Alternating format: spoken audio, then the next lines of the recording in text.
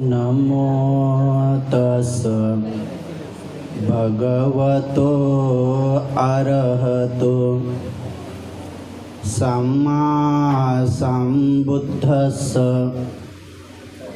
नमो तस् भगवतो अरहतो सम्मा सम्बुद्धस्स। नमो तस् भगवतो अरहतो सम्मा सम्बुद्धस्स। महाकारुणिको नाथो हिताय सब्बपाणिनं पुरेत्वा पारमी सब्बा पत्तो संबोधिमुत्तमं। एतेन सच्चवज्जेन होतु ते जयमङ्गलं।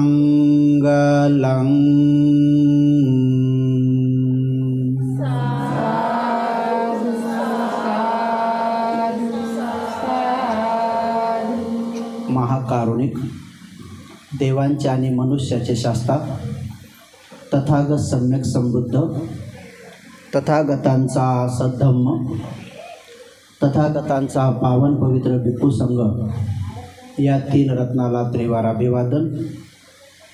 ज्यांच्यामुळे आपणाला हे तीन रत्न लाभले, ज्यांच्यामुळं देशाला सर्वश्रेष्ठ संविधान प्राप्त झाले, आपल्या सर्वांच्या जीवनातील सुखकर्ता आणि दुःखहर्ता बोधिसत्व डॉक्टर बाबासाहेब आंबेडकर यांच्या समग्र धम्मक्रांतीला शेवटच्या श्वासापर्यंत समर्पित राहतो।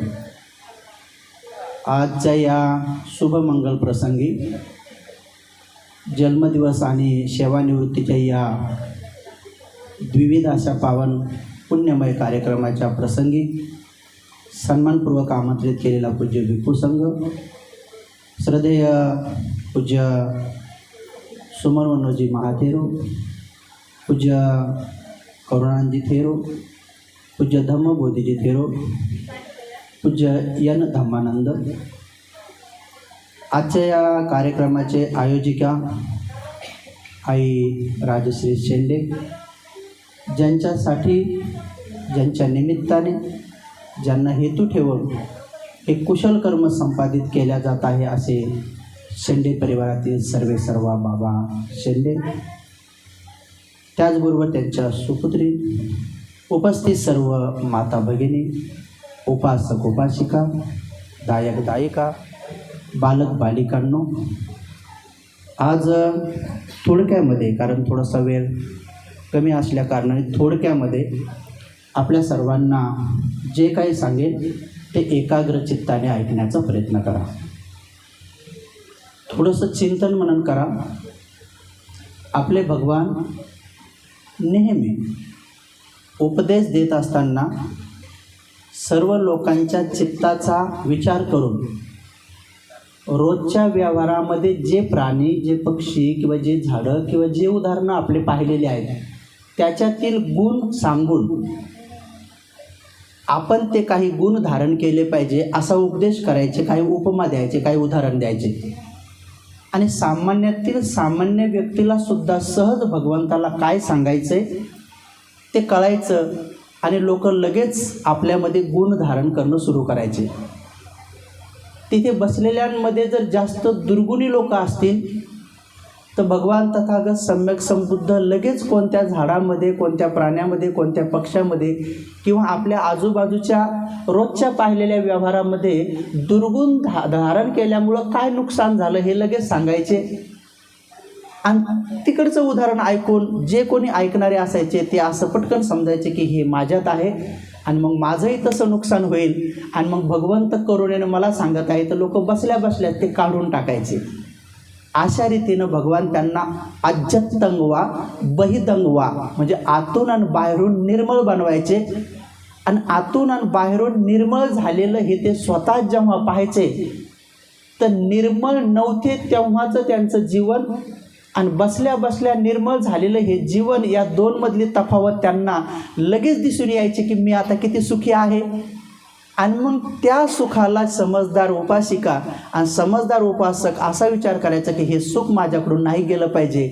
मग ते त्याला कंटिन्यू आपल्या जीवनात उतरवायचे, सदाचारी जीवन जगायचे आणि एक दिवस ते साऱ्या दुःखातून मुक्त व्हायचे, अरहंत अरहंत भिक्खू भिक्षुणी बनायचे. अशा रीतीने भगवंत एक सरळ सोपा मार्ग सांगायचे. तोच तथागतांचा उपदेश 2600 वर्षापासून भगवंताचा पावन पवित्र भिक्खू संघ आपल्या आपल्या बोली भाषेमध्ये तसा तसा समजून सांगण्याचा प्रयत्न करतो. आणि जे जे लोक लवकर समजून घेतात, आपल्या स्वतःसाठी समजून घेतात, उपदेश ऐकताना पण स्वतःसाठी ऐकतात आणि स्वतःतले दुर्गुण काढून टाकतात, स्वतःमध्ये सद्गुण धारण करतात, तर समजून घ्यायचं की ते त्या दक्ष गृहिणीनं आतून आणि बाहेरून निर्मळ केलेल्या भांड्यासारखे आहेत की ज्याच्यामध्ये दूध तापवलं काय, भाजी बनवली काय, ती शिजताना भाजताना उकडताना ती खराब होत नाही आणि जास्त कालावधी ठेवली तरी खराब होत नाही. तसंच ते निर्मळ लोक समाजात गेले असता त्यांच्यामुळं त्यांचं घर, त्यांचा समाज आणि त्यांचा देश कधीही नासत नाही, बिघडत नाही, म्हणजे दुःख कोणाला येत नाही, म्हणजे ते सुख वाटत जातात. निर्मळ भांड्यासारखं निर्मळ मन झालं की मग त्या लोकांचा चेहरा प्रसन्न असतो. मग त्यांना मेकअप करण्याची गरज पडत नाही, मग त्यांना ब्युटी पार्लरमध्ये जाण्याची गरज पडत नाही, मग त्यांच्या घरातला बराच पैसा तिकडं जात नाही, मग त्यांचा पैसा वाचून जातो. मग जास्त पैसा मागच्या महिन्यापेक्षा ह्या महिन्यात पैसा जास्त राहिला की मग त्यांना आपोआपच वाटतं की मग आता हा विनाकारणचा पैसा जर वाचला तर मग मी कामाकामी लावा, मग ते दान देतात. मग आपोआपच त्यांनी दान देता देता मग दानामध्ये 10 पारमिता लपलेल्या आहेत, दानामध्ये 10 पारमिता लपलेल्या आहेत. जेही कोणी दान देतं तर आपोआप त्याच्या 9 पारमिता होऊन जातात. कारण की 9 पारमिता बारीक बारीक पूर्ण केल्याशिवाय दान पारमिता पूर्ण होतच नाही. कारण की दान हे एक युद्धासमान आहे असं भगवंतांनी वारंवार म्हटलेलं आहे. आणि मग ते दान देणं सुरू करतात. पाहता पाहता पाहता एक एक एक एक एक एक पारमिता म्हणजे पारमितीचे घडे त्यांचे पूर्ण होतात. आणि एक दिवस त्यांच्या त्या पारमितेच्या घड्यामुळं त्यांना कोणी ना कोणीतरी एक कल्याण मित्र किंवा कल्याण मैत्रीण भेटते आणि मग ते त्यांना योग्य धम्माचा मार्ग सांगतात. आणि धम्माचा मार्ग तोच आहे, दुसरं कोणता असणार आहे? जो तथागताने त्या काळात सांगितलेला आहे तोच ह्या काळात पण आहे. तो काय आता बदललेला नाही आहे, तेव्हाही बदललेला नाही आहे आणि तो पुढं पण बदलणार नाही आहे. तो 4 आर्य सत्यचा आहे. आणि ते 4 आर्य सत्य मग जो कोणी ये आर्य सत्यानी विभावयंती गंभीरपणेन सुदेशितानी किंचापि ते होंती भूसप्पमत्ता न ते भवंग आठमंग आदियंती इदंपि संघे रतनं पणितं हे तेन सच्चेन सुवस्ती होतु. आता हे पाठताय आपलं, पण ह्याचा अर्थ काय आहे की ये आर्य सत्यानी म्हणजे हे आर्य सत्याला म्हणजे ह्या 4 आर्य सत्याला गंभीरपणेनं म्हणजे गंभीर प्रज्ञेनं म्हणजे चांगल्या हुशारीनं, चांगल्या शहाणपणानं, चांगल्या ज्ञानानं जे कोणी ह्या 4 आर्य सत्याला 12 अंगांनी पाहिल, जीवनामध्ये उतरवण, न ते भवंग आठमंग आदियंती, न ते भवंग त्याचं भव बनत नाही, आठमंग म्हणजे 8वं, आदियंती म्हणजे तो 8व्यांदा इथं जन्माला येत नाही, म्हणजे श्रोतापन्न होऊन तिथंच अरहंत होऊन जातो. म्हणजे बघा किती स्पष्ट सांगितलं. आणि हे सूत्र बाबासाहेबांनी बुद्ध आणि त्याच्या धम्मग्रंथात पण घेतलं आणि बुद्ध पूजापाठ नावाचा छोटासा ग्रंथ आहे तिच्यामध्ये घेतलं. म्हणजे इथं प्रूव्ह झालं की बाबासाहेबांनी सुद्धा पुनर्जन्म मान्य केलेला आहे. आणि बाबासाहेबांनी सुद्धा 8व्या जन्मात जर यायचं नसेल तर 4 आर्य सत्याला गंभीर प्रज्ञेनं जाणल्याशिवाय हे येता येत नाही आहे किंवा श्रोतापन्न होता येत नाही आहे. हे एवढं क्लिअर सांगितलेलं आहे. म्हणून आपण स्पष्ट रूपाने हाच मार्ग पकडला पाहिजे आणि स्वतःला आतून आणि बाहेरून निर्मळ बनवलं पाहिजे. बाहेरून निर्मळ बनवण्याची विधी तुम्हाला माहीत आहेत, थोड्या थोड्या माहीत आहेत, परंतु आम्ही त्या निर्मलतेच्या अंगानं बोलत नाहीत. जसं की आंघोळ करणे किंवा नाना प्रकारचे बाहेरून नाना प्रकारचे स्वच्छतेचे लक्षण आले. जसं की उठणं लावून नाही जमलं तर मग त्याच्यानंतर मग हळद लावणे, हळद लावून बी नाही जमलं तर मग हळदीमध्ये थोडंसं बेसन मिक्स करणे, बेसन मिक्स करून बी नाही जमलं बाहेरचा रूपरंग समजा, तर मग काही दिवसांनी मग फेअर अँड लवली लावणे, मग काही दिवसांनी विको टर्मरी लावणे. मग तेवढंही करून नाही जमलं तर आता नवीन केमिकल्स असे भारी हिरो हिरोईनीचे का नाही तसे आता सगळ्यांना नाना प्रकारचे शॅम्पूस आलेले आहेत, नाना प्रकारचे जसं की क्रीम पण आलेले आहेत, जसं की सनस्क्रीम आहे का नाही तुम्ही तसं की बाई उन्हानं आपल्याला काही नाही झालं पाहिजे आहे का नाही. पण आता बाहेरून सनस्क्रीम लावली पण आतूनच राग आला, त्याला आता कसे लावावं, आतूनच तापलं ते माणूस आहे का नाही. समजा ती बाई आतूनच तापली किंवा तो माणूस आतूनच तापला तर आता कोणती क्रीम लावा आतून आहे का नाही. आता तशी क्रीम तर नाही निघली अजून, म्हणून तशी क्रीम आहे विपस्सना आहे का नाही. विशेष प्रकारे स्वतःला जर पाहिलं तर तिच्यामध्ये संवेदना पाहाव्या लागतात आणि संवेदना पाहिल्यानंतर तो व्यक्ती संवेदनेच्या रूपानं सुखद संवेदनेला साक्षीभावानं पाहतो, दुःखद संवेदनेला साक्षीभावानं पाहतो, अदुःखम सुखम ज्याला न्यूट्रल म्हणतात त्यालाही तो साक्षीभावानं पाहतो, जाणतो की ह्या दुःखाच्या जे आहेत ते द्वेषामुळं बनलेले आहेत आणि द्वेष अविद्येमुळं बनलेलं आहे, कारण तेव्हा आम्हाला विद्या नव्हती. म्हणजे शाळेचं शिक्षण नाही असं नाही, विशेष प्रकारचं ध्यानाचं ज्ञान. अविद्या, म्हणजे नसणे, म्हणजे विशेष प्रकारचं ध्यान, म्हणजे विशेष प्रकारे राग द्वेष मोह कुठं उत्पन्न होतो याचं ध्यान नसणे, त्याचं नाव आहे अविद्या. तर अविद्यामुळं द्वेषाच्या मी संस्कार बनवलेले आहेत आणि अविद्येमुळंच मी लोभाचे संस्कार बनवलेले आहेत आणि अविद्येमुळंच मी रागाचे संस्कार बनवलेले आहेत. म्हणून तर ह्या दुःखद वेदनेच्या रूपाने तो द्वेष बाहेर आला आहे, म्हणून ह्या सुखद वेदनेच्या रूपाने तो लोभ बाहेर आला आहे. आणि जे सुखद बी नाही दुःखद बी नाही हा तर मोह आहे, तो तर लवकर कळत बी नाही आणि त्या संवेदना आपल्याला कळणं सुरू होतात विपश्यनेनं. म्हणून विपस्सना बाबासाहेबांनी नाकारली नाही तर स्वीकारली आहे, कारण बोधिसत्व कसं काय नाकारतील. इकडचे तुमच्याकडचे लोक काही म्हणतात, काही साहित्यिक लोक, तर त्या साहित्यकाचं जास्त ऐकायचं नाही आणि त्याचं नांदी बी लागायचं नाही आणि त्याच्या वाट्याला बी जायचं नाही आणि त्याच्या भाषणाला बी जायचं नाही. जिथं कुठं चांगलं असेल तेच घेत राहायचं आणि आपलं जीवन निर्मळ करायचं. एक छोटीशी गोष्ट बघा बरं, मुक्तीचं सुख किती आहे. मुक्तीचं सुख आपण रोज पाहतो, पण अर्धवट मुक्तीचं सुख. डाळलेली कोंबडी तुम्ही सोडा बरं, डाळलेली कोंबडी सोडा, बाहेर आल्याबरोबर असे पख हे करते आणि इतके खुश होते, चिंग पळत सुट्टे जिकडं तिकडं, किती खुशी आहे तिला. डाळलेल्या कोंबडीला सोडल्यानंतर जेवढं सुख मिळते, डाळलेल्या कोंबड्याला बाहेर सोडलं तर फडफडत बाग देतो आणि किती खुश होतो.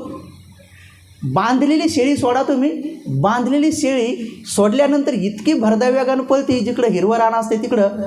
बांधलेली मेंढी, बांधलेली गाय, बांधलेली म्हैस सोडल्यानंतर एवढी खुश होते.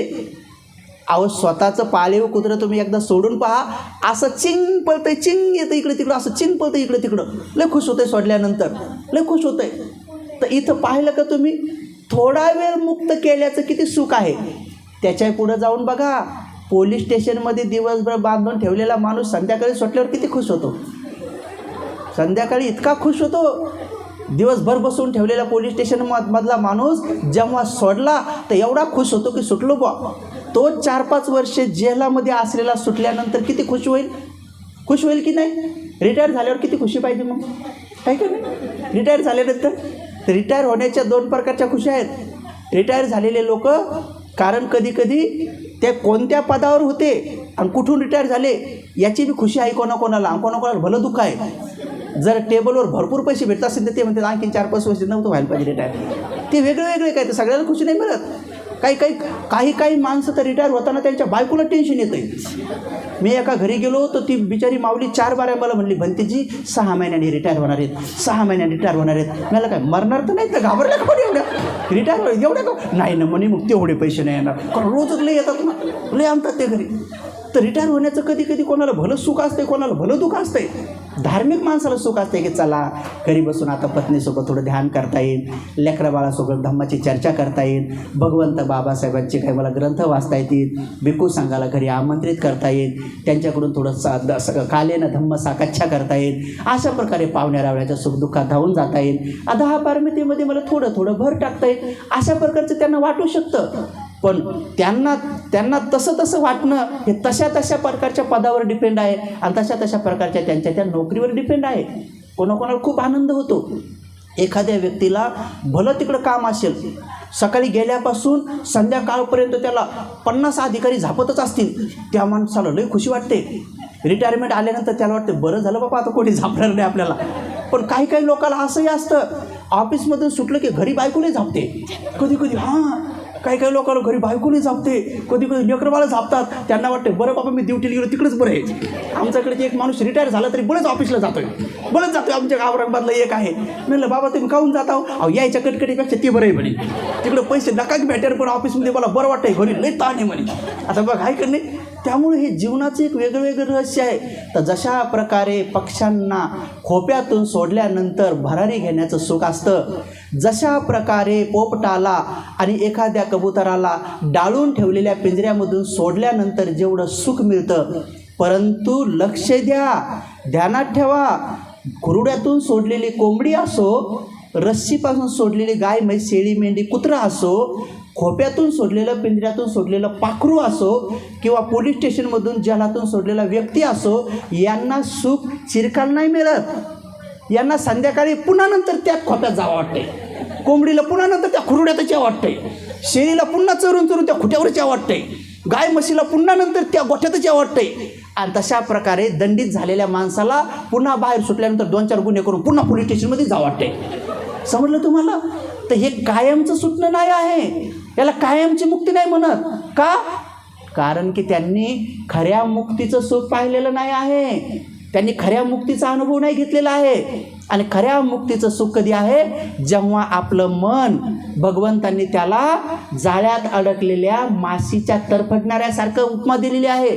प्रत्येकाचं मन हे मुक्त होण्यासाठी तरफडत आहे म्हणतात. जशी जाळ्यात अडकलेली माशी जशी पाण्यातून बाहेर काढलेली माशी जशी तरफडते, तसं प्रत्येकाचं चित्त हे मुक्त होण्यासाठी तरफडत आहे. पण त्यांनी डोळे लावून कधी त्या चित्ताला पाहिलं नाही, त्यामुळं त्याचं तरफडणं दिसत नाही. तर ते काय करतात? या 6 इंद्रियांनी, या 6 विषयाला, या 6 विज्ञानाला ते पाहत राहतात, अनुभव घेत राहतात. म्हणून खऱ्या अर्थानं त्यांचं मन त्या अंतर्मनाला जाणत नाही, म्हणून त्यांना ते तरफडत आहे, ते मुक्त होण्यासाठी धडपडत आहे, हे दिसत नाही. पण विशेष प्रकारची विपස්සना अशी एक विधी आहे की ती आपल्या अंतर्मनाला पाहते. आणि मग अंतर्मनातून आपल्याला कळते की माझं मन व्याकुळ आहे, परेशान आहे, ते मुक्त होऊ इच्छित आहे, त्याला मुक्त होण्याची इच्छा आहे. बघा आता सध्या तुम्ही पण आपल्या आपल्या घरच्या कामातून मुक्त आल्या इथं. आता जर आम्ही रात्रीच्या 2 लोक बसा म्हणलं तर बसाल का? आणखी 2 घंटे बोलू द्या, आपोआप तुम्हाला घरचं ध्यान येणं सुरू होऊन जाते. 3 घंटे झालं तर कोणाला तरी ध्यान येईन, बाई चावी माझ्याकडेच आहे, साहेब आले तर मग काय करा. बघा कोणाला तरी हे ध्यान येईल. 2-3 घंट्यानंतर कोणाला वाटतं की खिडकी उघडीच आहे, मांजरीनं उडी मारली तर दूध सांडलं तर कसं होईल. बघा ते ध्यान आहे. आणखी थोड्या वेळानं जर झालं तर कोणाला तरी घरचं ध्यान येईल. म्हणजे सोप्या भाषेमध्ये आपण येतो, परंतु परिपूर्ण मुक्त होणारं जे चित्त आहे ते आपलं आता झालं नाही, म्हणून आपल्याला थोडी का होत नाही घरची ओढ लागते. पण भगवान बुद्धाच्या काळात एक भगिनी पाण्याला गेली आणि पाणी भरून आणलं घागर भरून. वापस येता येता तिच्या पुढून 500 अरहंत भंतीजी गेले. आता अरहंत भंतीजीचं चालणं, बोलणं, बसणं, उठणं हे 6 इंद्रिय अधीन असल्यासारखं असतं. त्यांचे चक्षु कधी राग द्वेष मोहानं पाहत नाहीत, त्यांचे कान कधी राग द्वेष मोहाने श्रवण करत नाहीत, त्यांचं नाक कधी राग द्वेष मोह त्याच्यामध्ये लोटपोल करत नाही, त्यांनी चाकलेला रस कधी राग द्वेष मोह निर्माण करत नाही. त्यामुळे त्यांची काया इतकी सुव्यवस्थित ते चालतात, एकदम शांतपणे चालतात. आणि ती श्रद्धावान माऊली तिनं 500 अरहंत भंतेजी तिच्या पुढून जाताना पाहिल्याबरोबर अनेक जन्माच्या तिच्या 10 पारमिता पूर्ण झाल्या होत्या. 10 पारमिता पूर्ण करत असताना दोन्ही अंगाने निर्मळ व्हावं लागतं. विपස්සना करताना सुद्धा पुन्हा दोन्ही अंगाने निर्मळ व्हावं लागतं. ह्या 2 अंगांनी माणूस अरहंत होतं. तुम्ही निस्त्या 10 पारमिता पूर्ण करताना विपස්සना करणार नाही होत आहे तारण. निस्तेच विपස්සना करत राहताना 10 पारमिता पूर्ण नाही झाल्या, नाही होत आहे तारण. या दोन्ही गोष्टीचा समन्वय साधावा लागतो. तर 10 पारमिता पूर्ण करत असताना पण आतून आणि बाहेरून निर्मळ व्हावं लागतं. कारण दान देत असताना बाह्य आपल्याला त्या पैशातून ज्या वस्तू आणायच्या त्याचा त्याग करावा लागतो आणि आंतरिक युद्ध करावं लागतं आपल्या लोभासोबत. आपल्या लोभासोबत जेव्हा आपण युद्ध केलं तेव्हा दान नावाचं आपलं चित्त जिंकतं, मग तेव्हा दान द्यावं वाटतं. तर बघा आतून आणि बाहेरून युद्ध करावं लागतं. तसं तिच्या 10 पारमिता पूर्ण झाल्या होत्या. बस तिनं फक्त अरहंतांना पाहिलं, त्या बुद्धांच्या पवित्र पुत्रांना पाहिलं, त्या क्षणाश्रव भिक्षूंना पाहिलं आणि पाहता क्षणी तिनं भरलेली घागर खाली ठेवून दिली, दोन्ही हात जोडले आणि त्यांना पाहतच राहिली, पाहतच राहिली, पाहतच राहिली. आणि आतून तिच्या धर्मसंवेग उत्पन्न झाला आणि ती म्हणे, यालाच खरं सुखाचं जीवन म्हणतात, यालाच खरं सुखाचं जीवन म्हणतात. ती घागर तिथंच ठेवून दिली, त्याच्या मागं मागं मागं मागं मागं मागं गेली, त्याच्या मागं मागंच गेली. आणि ते म्हणते ती जिथं थांबले तिथं जाऊन म्हणे, म्हणते मला बी भिक्षुनी करा, मला बी तुमच्यासारखंच व्हायचं आहे. त्यांनी पाहिलं, लगेच भिक्षुनीकडे पाठवलं आणि तिकडंच भिक्षुनी झाली. बघा घरी घागर घरी पण नाही आणली, तिथंच ठेवली. तिच्या नवऱ्याला निरोप कळला की माझ्या बायकोनं 500 अरहंताला पाहिलं आणि त्याच्या मागं मागं जाऊन भिक्खुनी संघामध्ये भिक्षुनी झाली. तर तो म्हणे काय हरकत नाही, ती झाली ते झाली म्हणे, पण माझं एवढंच म्हणणं आहे की घागर घरी आणून ठेवायला पाहिजे होती. बघा तिचं काय आणि त्याचं काय पाहिलं का तुम्ही? म्हणजे संसारामध्ये काय अवघड समस्या आहे. तिला अरहंत होण्याचं पडलं आणि याला घागरीचं पडलं. हा काय झाली तर ठीक आहे म्हणजे माझं काय त्याच्यावर आक्षेप नाही, कारण ती लग्न झाल्यापासून ती तशीच वागत होती. तर मला माहीतच होतं एक दिवशी भिक्षुनी होणारच आहे. मी ज्या विहारात राहतो मी सगळ्या महिलांना एक ट्रेनिंग दिली. मी म्हटलं नवरा रागावला तर बोटं मोडायचे नाही, कारण आपली बोटं खरंच मोडायची एखादी बारची नाही, बोटं मोडायचे नाही, दाटवाट खायची नाही, डोळे वासायचे नाही आणि धमकी द्यायची नाही की मी अंगावर रॉकेल घेईन आणि अशी बी द्यायची नाही की तू ह्या अंगावर टाकीन, असं पण म्हणायचं नाही. मी रेल्वे खाली जाईन नाही तर विहिरीत जीव देईन नाही तर वीज घेईन बरं नाही तर तुला देईन, असं म्हणायचंच नाही म्हणलं. तुम्हाला धमकी द्यायची तर नवऱ्याला एकच धमकी द्यायची म्हटलं. नवऱ्यानं जर का हात उगारला आणि रागावला तर त्यांना एकच म्हणायचं की मी भिक्षुनी होईल, बस एवढंच म्हणायचं. ही धमकी द्यायची म्हटलं. आणि तुम्ही जेवढ्या रात्री निम्म्या रात्री या म्हणलं आमच्या विहारात, तेव्हाच तुम्हाला मुंडन करतो, तेव्हाच दीक्षा देतो म्हणलं, टेन्शन घेऊच नका. आणखी कसा भाऊ पाहिजे म्हणलं तुम्हाला. आमच्याकडे एक म्हातारी भत्तीची त्याला सांगूनच ठेवलं किती वाजता महिला येऊ म्हणलं, तेवढ्याच वाजता त्याला दीक्षा देऊनच टाकायची. आणि नवरा दुसऱ्या दिवशी आला तर त्याच्याकडून 10 वेळेस पाया पडून घ्यायचं, तर पाठवायचीच नाही पोरगी. माहेरातच आल्यासारखे म्हणलं. सर्वात बेस्ट माहेर दाखवून दिलं महिलांना. आमच्याकडच्या महिला अशा धमक्या देतात, माणसं टर भेतात. अशी धमकी दिली होती, बाबा काय सांगावं, ही जायची भिक्षुनी व्हायची. तर मला सांगा ही किती चांगली ही आहे. याच्यातनं संसार तुटत नाही, याच्यातनं भांडण वाढत नाही, वकिलाला फेल द्यायची गरज नाही, पोलिसाचं तोंड पाहायची गरज नाही. इतका चांगला मार्ग आहे, तथागताचा श्रेष्ठ मार्ग आहे. पण त्या बिचाऱ्याला त्याचं वाटलं की नाही नाही हिनं घरी यायला पाहिजे होतं, घागर ठेवायची होती. अहो घागर ठेवली असती तर लेकरू दिसलं असतं, लेकरू दिसलं असतं तर आणखी लहान दिसलं असतं, लहान दिसला तर नवरा दिसला असता, मग असतं किंवा आली असते आहे का नाही, जाऊ दे यायला काय सोडावं नंतर बघायचं. त्याचं काय सांगावं, ते काय सांगतं ते भाषेला कधी काय उत्पन्न होईल. पण तिला ते वैराग्य उत्पन्न झालं आणि ती भिक्षुनी झाली आणि तिकडंच अरहंत झाली, अरहंत पण झाली. एक दिवस ती अरहंत पूज्य भिक्षुनी भिक्षा मागू लागली. भिक्षा मागता मागता वापस येण्याच्या प्रवासात सहज तिची नजर वर गेली तर तिला एक भिक्षू दिसले. तिनं पाहिलं की हे आपल्या पूर्वाश्रमीचे पती आहेत का, म्हणून तिनं पुन्हा एकदा डबल पाहिलं आणि ओळखलं हे तर पूर्वाश्रमीचे पतीच आहेत. मग ती हळूच जवळ गेली आणि म्हणाली, मी झाले ते झाले भिक्षुनी, तुम्ही कोण झाले? आपल्या लेकराला सांभाळायला तुम्ही घरी राहायला पाहिजे होतं, तुम्ही काय झाले? तर मग ते हळूच म्हणतात, आपले पोरं हुशार झाले, शहाणे झाले म्हणून मी भिक्षू झालो. मग तुम्हाला कसं काय कळलं ते शहाणे झाले म्हणून? तर म्हणे तुम्ही भिक्षुनी झाल्यावर मी एक दिवस भात बनवला, असा बनवला कच्चाच ठेवला, पोरांना वाढला तर पोरं म्हणे पप्पा पप्पा तुम्हाला भात येत नाही, तुम्ही कच्चाच ठेवला. मी दुसऱ्या दिवशी एकदम गाळगाळ शिजवला, असा शिजवला लई जास्त शिजूनच द्याला. पोरं पुन्हा हसले, पप्पा तुम्हाला भात येत नाही, आजचा तुम्ही लई गाळगाळ शिजवला. मी तिसऱ्या दिवशी बरोबर बनवला. मग पोरं म्हणे पप्पा आजचा भात परफेक्ट आहे, असं म्हणल्याबरोबर मी ग्रह त्याग केला. म्हणे मला कळलं का आपल्या पोराला कच्चं बी कळतं आहे, त्याला जास्त शिजेल बी कळतं आहे, त्याला मध्यम बी कळतं आहे. आता आपले लेकरं हुशार झाले म्हणून मी सोडलं. आता तुमच्या लेकराला कळत नाही का हे, तुम्ही कधी सोडता? किती कठीण काम. म्हणजे हिच्यातून आपल्याला काही बोध घ्यायचा असतो की जेव्हा कधी समजदार कोणी झालं आपल्या घरात तर घरातून कोणी ना कोणीतरी एकानक होत नाही. माझं तर बहुतेक मावल्यांना, बहुतेक पुरुषांना असं आव्हान असेल की रिटायर झाल्यानंतर त्यांनी जास्तीत जास्त चिवरामध्ये येण्याचा प्रयत्न करावा.